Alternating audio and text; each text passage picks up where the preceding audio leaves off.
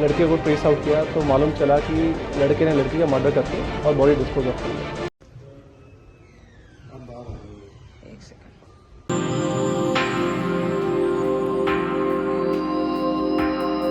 दोस्तों, live in में रहने वाली मुंबई की श्रद्धा वाकर को उसके ही प्रेमी ने 35 टुकड़ों में काट दिया। दिल्ली पुलिस ने जब से इस मर्डर मिस्ट्री का खुलासा किया है, पूरी दुनिया हैरान है। ये कैसा प्यार है जिस लड़की ने पूरी दुनिया को छोड़कर अपने प्रेमी पर भरोसा किया, उसी प्रेमी ने उसे दुनिया से उठा दिया। श्रद्धा वाकर की दर्दनाक कहानी में युवा पीढ़ी के लिए कुछ सबक हैं तो कुछ पेरेंट्स के लिए भी। युवा पीढ़ी खासकर लड़कियों को समझना चाहिए कि केवल सोशल मीडिया प्रोफाइल पर लिखी अच्छी अच्छी बातों से कभी इम्प्रेस नहीं होना चाहिए। आफताब की सोशल मीडिया प्रोफाइल में महिलाओं को सम्मान देने, महिला पुरुष की बराबरी, एसिड अटैक पीड़ितों से हमदर्दी और सम्मान जैसी ढेरों बातें लिखी थी। लेकिन अब साबित हो गया है कि असल जिंदगी में वो कैसा था। इसी तरह किसी डेटिंग ऐप के जरिए मिले साथी से फौरन प्यार जताना भी बेवकूफ़ी साबित हो सकता है, क्योंकि इन रिश्तों में परिवार शामिल नहीं होता। इसलिए भविष्य में दिक्कत आने पर लड़कियां किसी को बता भी नहीं पाती। वो अकेले ही रिश्ते को हैंडल करने की कोशिश करती हैं, लेकिन कई बार श्रद्धा जैसा दर्दनाक अंत हो जाता है और परिवार को पता भी नहीं चल पाता। श्रद्धा वाकर के पिता अब रो रहे हैं। पहले गुस्सा आया था, लेकिन आज बेटी के गम में कराह रहे हैं। काश उस दिन वो मेरी बात मान लेती तो उसके टुकड़े टुकड़े नहीं होते। लेकिन इश्क में अंधे ये बच्चे आजकल माँ बाप की सुनते कहाँ हैं। जी हाँ, मुंबई के कॉल सेंटर में काम करने वाली 25 साल की श्रद्धा वाकर भी इश्क के नशे में अपनों को भूल गई थी। दोनों की दोस्ती बॉम्बल डेटिंग ऐप के जरिए हुई थी। जल्द ही दोनों में प्यार हो गया और मुंबई में लिव इन में रहने लगे। जब उसने अपने पेरेंट्स को बताया कि मैं आफताब अमीन पूनावाला के साथ लिव इन में हूं, तो घर वालों ने विरोध किया। जितना समझा सकते थे समझाया। माँ ने मिन्नतें की, दुनियादारी समझाने की पूरी कोशिश की, लेकिन श्रद्धा ने कहा, मैं अब 25 साल की हो चुकी हूँ, मुझे अपने फैसले लेने का पूरा हक है।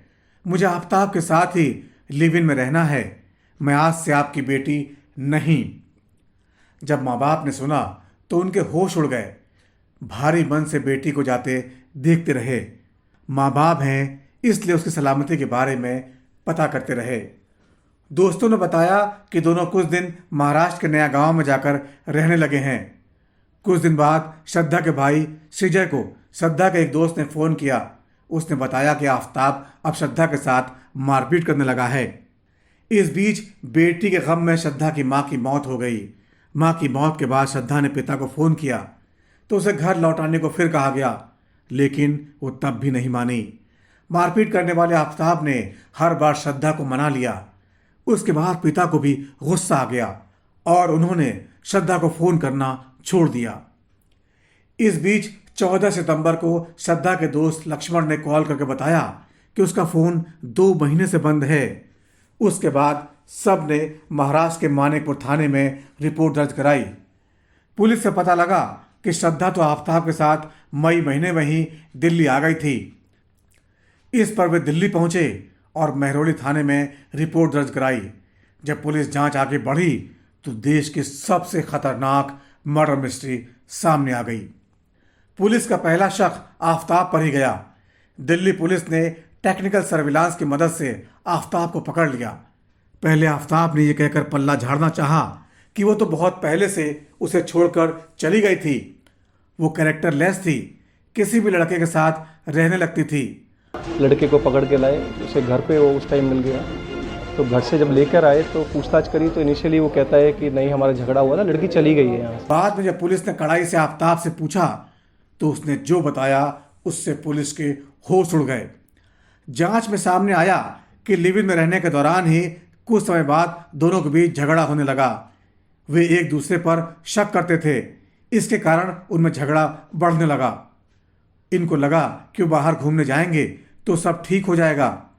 दोनों हिमाचल प्रदेश घूमने के लिए गए और लौटकर दिल्ली आ गए। 15 मई को इन्होंने छतरपुर महरौली में किराए पर कमरा लिया। तीसरे दिन ही 18 मई को इनमें फिर झगड़ा हो गया और इस बार आफताब ने एक हाथ से श्रद्धा का मुंह दबाया।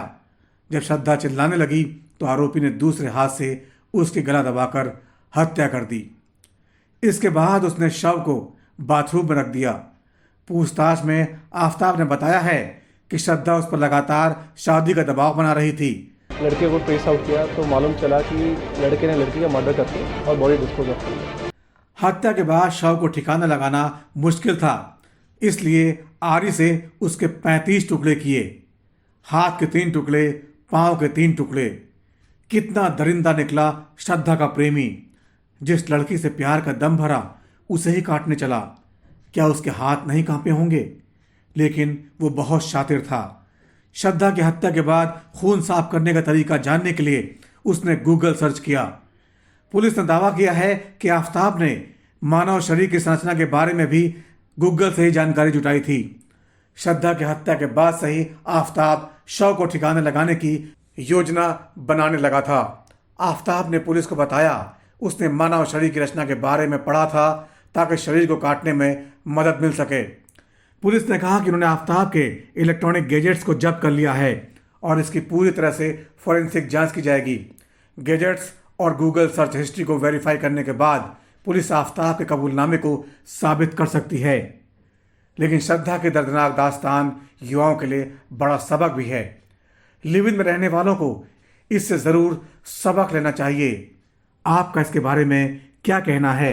अपने विचार जरूर साझा करें। हमारे चैनल को सब्सक्राइब करने के लिए आपका बहुत बहुत शुक्रिया।